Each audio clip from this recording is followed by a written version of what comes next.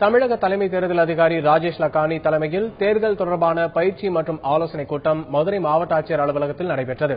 கூட்டத்தின் முடிவில் ராஜேஷ் லக்கானி செய்தியாளர்களை சந்தித்து வருகிறார். அதனை நேரலையாக காணலாம். சரியான அவருக்கு அந்த வெஹிக்கிளுக்கு அனுமதி கொடுக்கப்பட்டிருக்குதா இல்லையா அது தெரியுதுக்கு நம்ம சாஃப்ட்வேர் ரெடி பண்ணிட்டு இருக்கோம்.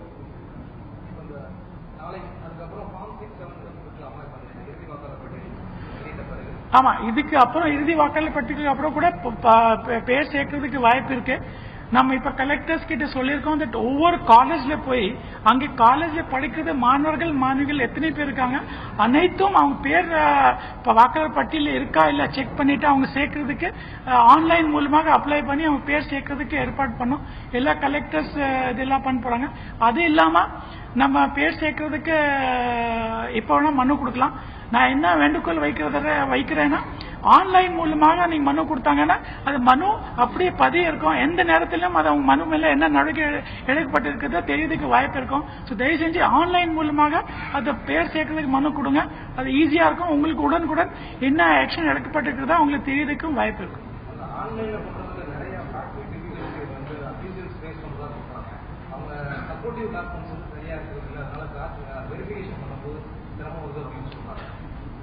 இல்ல இப்ப நம்ம சாஃப்ட்வேர் சேஞ்ச் பண்ணிட்டு இருக்கோம். இப்ப நிறைய பேர்ட்ட ஃபீட்பேக் வாங்கிட்டு இருக்கோம். என்னென்ன குறை இருந்ததோ படிப்படியாக சரி பண்ணிட்டு வரோம்.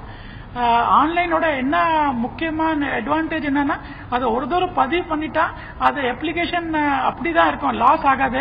நம்ம உடனே சப்போஸ் பின்னாடி கம்ப்ளைண்ட் வந்தாலும் எடுத்து பாக்குறதுக்கு வசதியா இருக்கும்.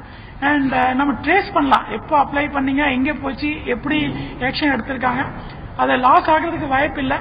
ஒரு பதிவு பண்ணி உங்களுக்கு அக்னாலேஜ்மெண்ட் வரும், SMS வரும். அதை வச்சுட்டு நம்ம என்ன நடவடிக்கை எடுத்திருக்காங்க அவங்க மனு மேல தெரியறதுக்கு வாய்ப்பு இருக்கு.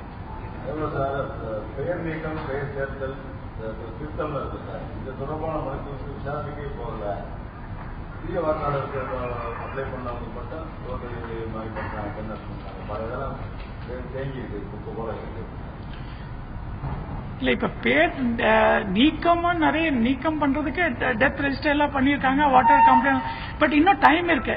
சப்போஸ் அது குறைபாடு இருந்தாலும் அது சரி செய்யறதுக்கு நமக்கு டைம் இருக்கு, நம்ம சரி செஞ்சிடும்.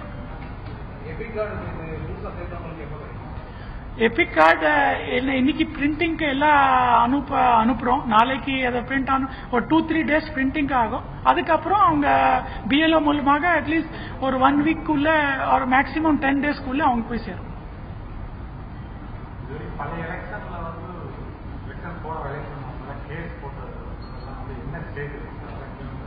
இல்ல நிறைய கேசஸ் இருக்கு, ஒவ்வொருக்கும் வேற வேற ஆக்ஷன் எடுத்துட்டு இருக்காங்க. நான் வேணா பிரஸ் ரிலீஸ் மூலமாக என்னென்ன ஆக்ஷன் எடுத்திருக்கோம் நான் சொல்றேன். இல்ல நான் பிரஸ் ரிலீஸ் மூலமாக உங்களுக்கு என்னென்ன ஆக்ஷன் எடுத்திருக்காங்க, என்னென்ன ரிசல்ட் ஆயிருக்குன்னு உங்களுக்கு தெரியும். ஓகேங்க, தேங்க்யூங்க, நன்றி.